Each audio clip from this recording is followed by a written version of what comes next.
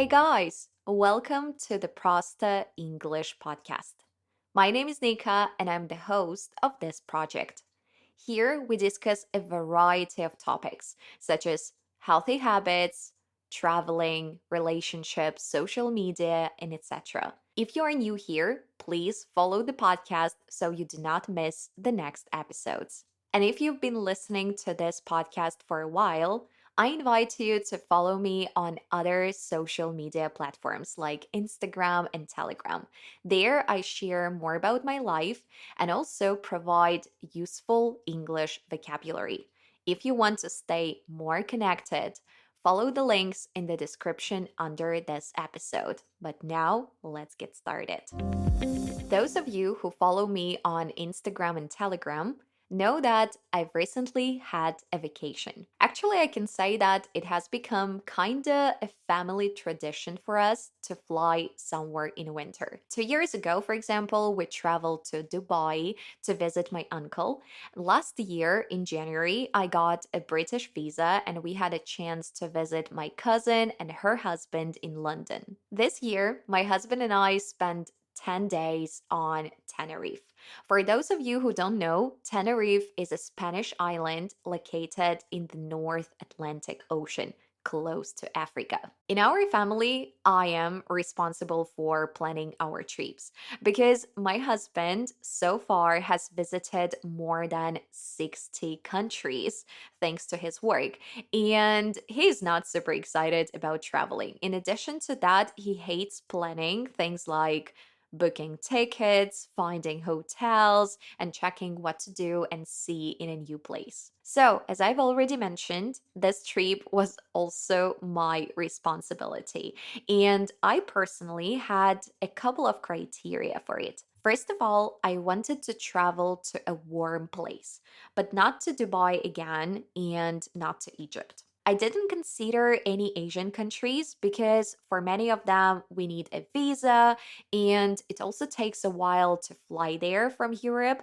but we had about 10 to 12 days only. And I didn't want to go to Madeira or Malta because it's still rather cold on those islands in winter.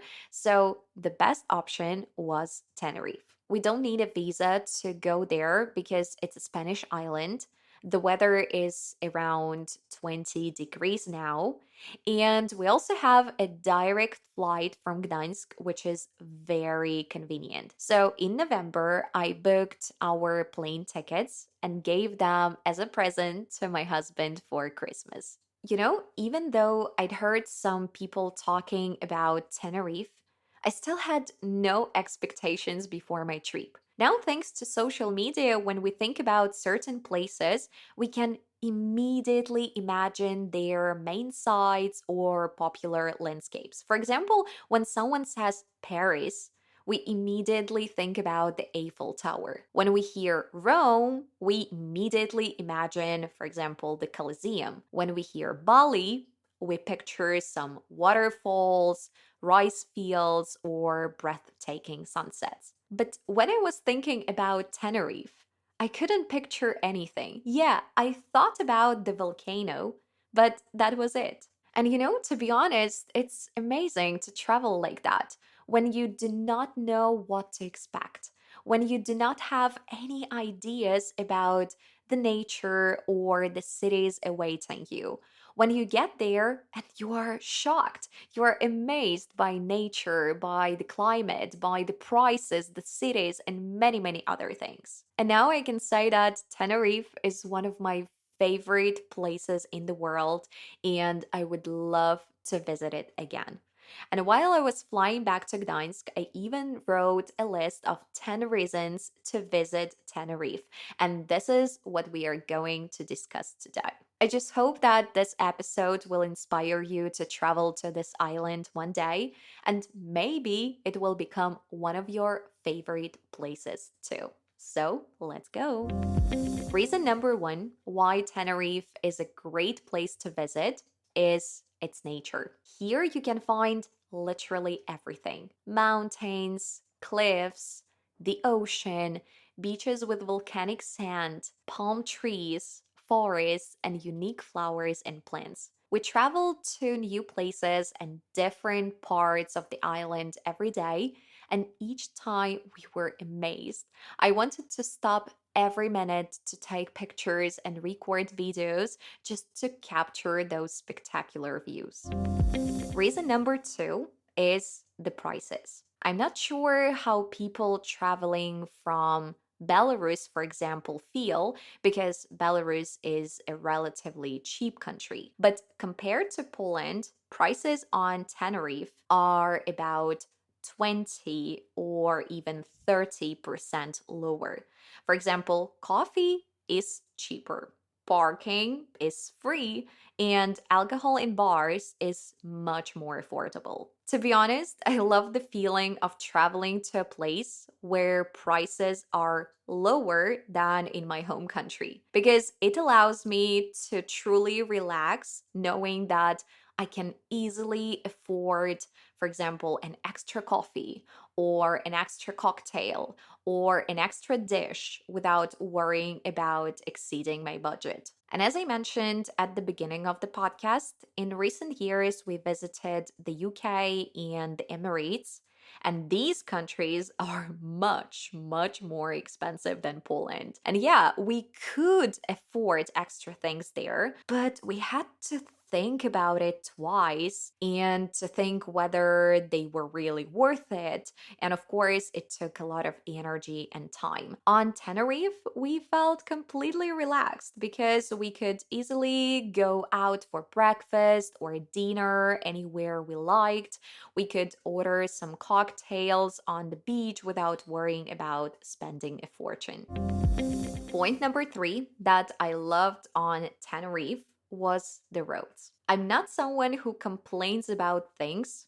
No, never. I hate people who complain and I do not want to do it myself. But I always complain about the roads in Gdańsk because honestly, they are awful. Like, terrible quality, really narrow ones, and full of holes. And honestly, I can't understand why such a developed city like Gdańsk cannot have proper roads because sometimes it's not just inconvenient, it's actually dangerous both for people and for cars. But on Tenerife, the roads are amazing. They are wide, they are new and safe. And yeah, I get that Tenerife has a stable climate, which makes it easier to maintain them, but still, it's such a relief to travel somewhere with good roads where you don't have to worry about the car you're renting. Reason number four is the comfortable climate all year round. In summer, it's about 26, 29 degrees during the day, and in winter, it's plus 18, plus 22. Both Paul and I do not like super hot weather when you feel like you are frying under the sun and sweating all the time. So for us, the weather on Tenerife was just perfect, like a typical summer in Gdańsk, really very, very similar. So during the day, we walked around in t-shirts and shorts. Some days we even stayed on the beach and had a chance to sunbathe. In the evening, we changed into pants and jeans or light jackets. And maybe it might sound a bit inconvenient that we had to plan our evening outfits in the morning and pack extra clothes before leaving the hotel, but for us, it was absolutely fine.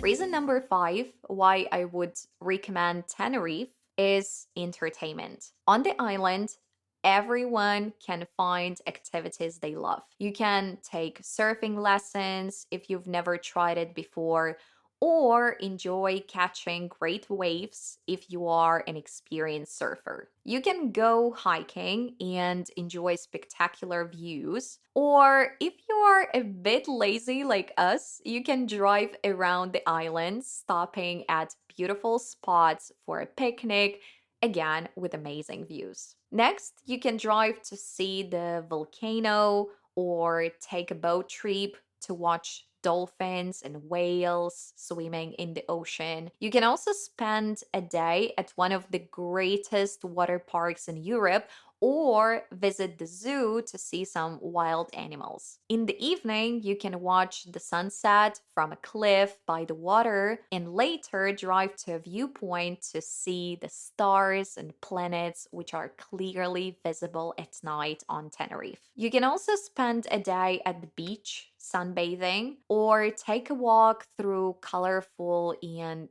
charming towns. So, in my opinion, no matter what you're interested in, you will definitely find something to do on Tenerife. Point number 6, I called inspiring community. Living in Europe, I often see elderly people sitting at restaurants, walking around the city, riding bikes, and etc. But on Tenerife, grandmas and grandpas are literally everywhere. Sometimes we went to some places, looked around, and realized we were the youngest ones there. Honestly, I have never seen so many elderly people in one place. And many of them are so fit and so stylish. Yeah, unfortunately, you see that some of them have trouble walking, but anyway, they visit shops, they go out, they spend time at the beach, and etc. And one more thing, they were almost always in couples, like a granddad and a grandma together. Because when I think about elderly people in Belarus, I think I mostly picture grandmas. Even in my family, both of my grandpas passed away some years ago, and thankfully, my grandmas are still alive, but they are alone and they spend most of their time at home or in their country house. And their biggest entertainment is to go to the market or to visit my parents for Sunday dinners. And that's it. But those European grandparents, they are literally living their best life. And for me, it's incredibly inspiring because it gives me hope that life after 60 or 70 doesn't have to slow down. It also can be full of adventures. Point number 7 is called no insects. It might sound funny, but when we were in Bali, I really hated the fact that there were so many insects around, like lizards, frogs, ants, huge mosquitoes, and etc. And I remember checking all the walls, the ceiling, and even under the bed every evening because I was constantly worried that a lizard might fall on us at night. And one night in Bali, we even discovered an ant hill in our room. An ant hill is basically a huge house for ants. So we had to call the owner of the house in the middle of the night so he could get rid of it using some chemicals. And of course, after that, it was almost impossible to fall asleep because we were paranoid that the ants were still everywhere. So after this crazy experience with insects, I feel like I have some kind of trauma, and now I really appreciate places where there are no creepy insects in unexpected places. Point number 8 on my list is the relaxed atmosphere on the beach. I'm not sure how to explain it, but it feels like people in Spain do not worry about their bodies, about extra kilos, about their weight, or some imperfections. They all seem so relaxed and so enjoyable.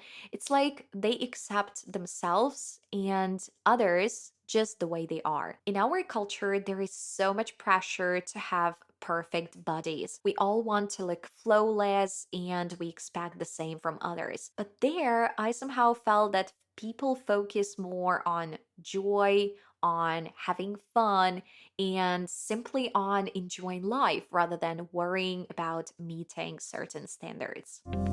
Point number 9 is clean streets. We were really impressed by how clean Tenerife is. There is no trash on the streets, no plastic in the ocean, no homeless people sleeping on the streets, and even no ugly graffitis on buildings. I've traveled a lot around Europe, and unfortunately, I've seen many dirty cities. It's disappointing because the architecture in those cities is usually unbelievably beautiful. But when you look around and see all the trash, it really spoils your impression. And the final point on my list, point number 10, is the size of the island. From the east coast to the west coast, you can get just in 1 hour by car. And it's very convenient when you are visiting for 10 days because it gives you the impression that on the one hand, you've seen a lot, but on the other hand, you are not exhausted and you've had enough time to enjoy the spots and the main sites. So, if you have just 10 days and you want to travel actively while also relaxing, Tenerife is the perfect place. That's it for today, guys. Of course, this is just my personal opinion about the island. It would be great for you to go there and to create your own story and get your own experience. I just hope that this episode has inspired you to maybe plan your next vacation or at least start saving money for your next trip. During this trip, I realized how important it is for me to travel in winter, to enjoy the sunshine, to see green trees, and to have a blue sky. Because in our permanent place of living in Gdańsk, winter is definitely not the most enjoyable part of the year, especially in months like February and March. So I wish all of you guys and myself too to travel every year in winter to any place in the world where the weather is amazing. And I believe that it will definitely be great for our health and our mental well being. And of course, if you want to speak English confidently, communicate with people around the world, and feel safe in any situation, I would be glad to help you. Follow me on Instagram and Telegram to learn more about my courses for all levels.